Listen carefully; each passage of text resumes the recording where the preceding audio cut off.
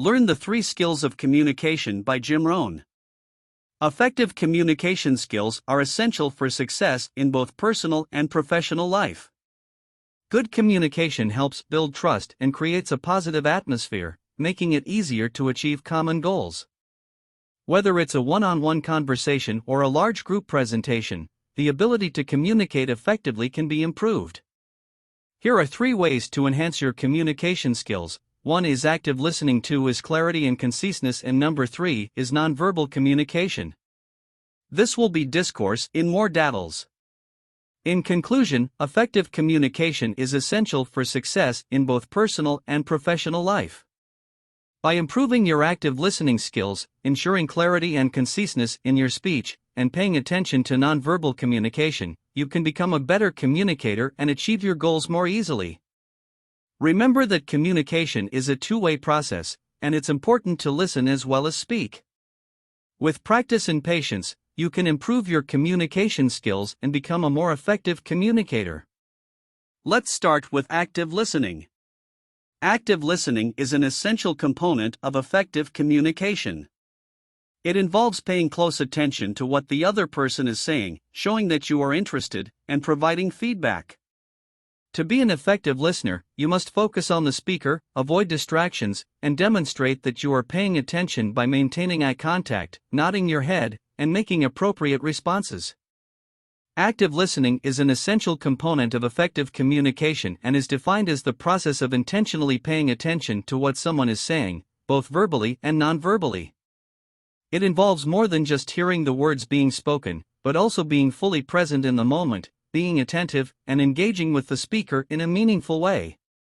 Active listening is important in both personal and professional relationships. It helps to build trust and understanding, and can lead to better decision-making, conflict resolution, and problem-solving. It is especially important in high-stakes situations, such as negotiations and mediations, where clear communication is critical. Here are several strategies to help you improve your active listening skills. Be present in the moment. One of the keys to active listening is being fully present in the moment. This means putting aside any distractions, such as your phone or computer, and giving your full attention to the speaker.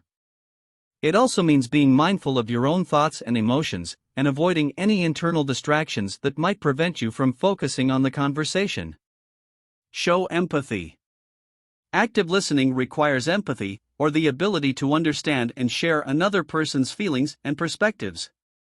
When you listen with empathy, you are more likely to understand the speaker's emotions and the context of their words. This can help to build trust and increase understanding between the two of you. Pay attention to nonverbal cues. In addition to listening to the words being spoken, it's also important to pay attention to nonverbal cues. This includes body language, facial expressions, tone of voice, and other nonverbal signals. These cues can often provide important information about the speaker's emotions and attitudes. Ask questions. Asking questions is an important part of active listening. It demonstrates your interest in the speaker and their message, and can help to clarify information and provide additional context. However, it's important to avoid interrupting the speaker and to wait for an appropriate time to ask questions. Reflect on what you have heard. After you have listened to the speaker, it's important to reflect on what you have heard. This means summarizing what the speaker has said and checking for understanding. You can do this by paraphrasing what you have heard, or by asking clarifying questions. Avoid distractions. In order to be an effective listener, it's important to minimize distractions. This means avoiding interruptions, such as your phone, computer, or other distractions that might prevent you from giving the speaker your full attention. Practice active listening in different situations. Finally, practicing active listening in a variety of situations can help to improve your skills. This might include conversations with friends and family, meetings at work, or other situations where you need to listen to others. The more you practice, the more natural and effortless active listening will become.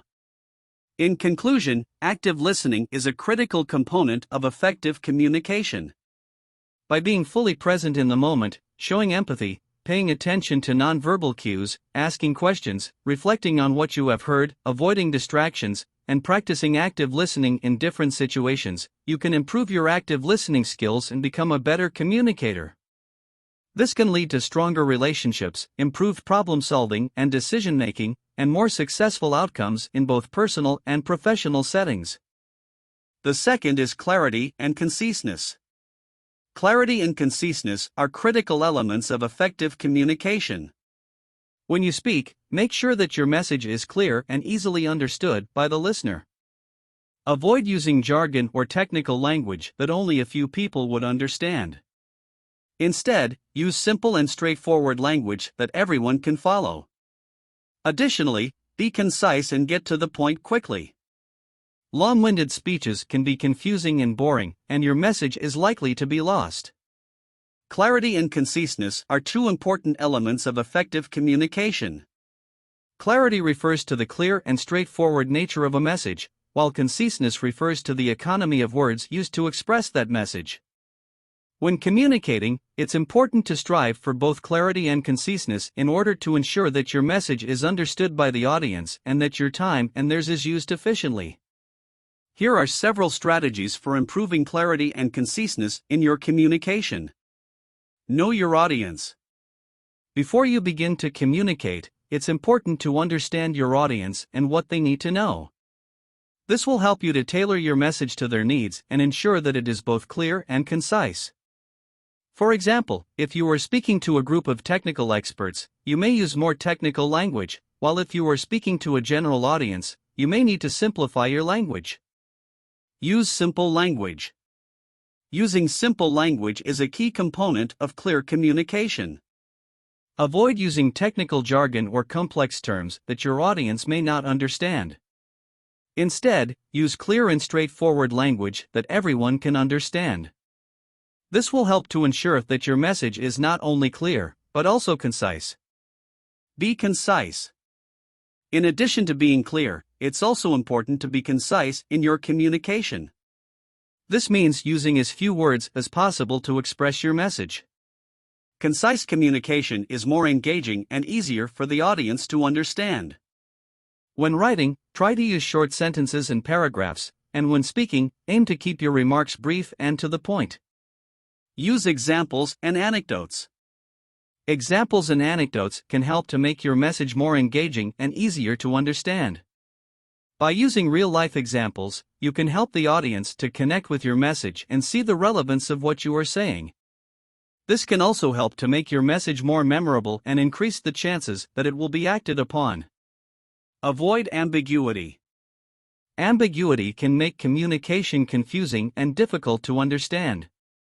It's important to be clear and direct in your communication and to avoid any ambiguity or vagueness in your language. When writing, avoid using words or phrases with multiple meanings, and when speaking, be clear and direct in your message. Be consistent in your messaging. Consistency in your messaging is important in order to ensure clarity and conciseness. This means using the same terminology and messaging when communicating with different audiences. Consistent messaging will help to ensure that everyone understands your message and that it is consistent over time. Edit and revise. Finally, it's important to edit and revise your communication to ensure that it is both clear and concise.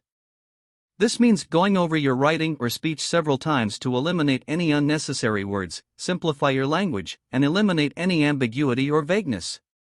By taking the time to revise and edit your communication, you can ensure that it is the best it can be and that it is understood by your audience. In conclusion, clarity and conciseness are essential elements of effective communication. By knowing your audience, using simple language, being concise, using examples and anecdotes, avoiding ambiguity, being consistent in your messaging, and editing and revising your communication, you can improve the clarity and conciseness of your communication and ensure that your message is understood and acted upon. This can lead to more successful outcomes in both personal and professional settings. And the third is nonverbal communication. Nonverbal communication is an important aspect of effective communication. It refers to all forms of communication that do not involve words, such as body language, facial expressions, and gestures.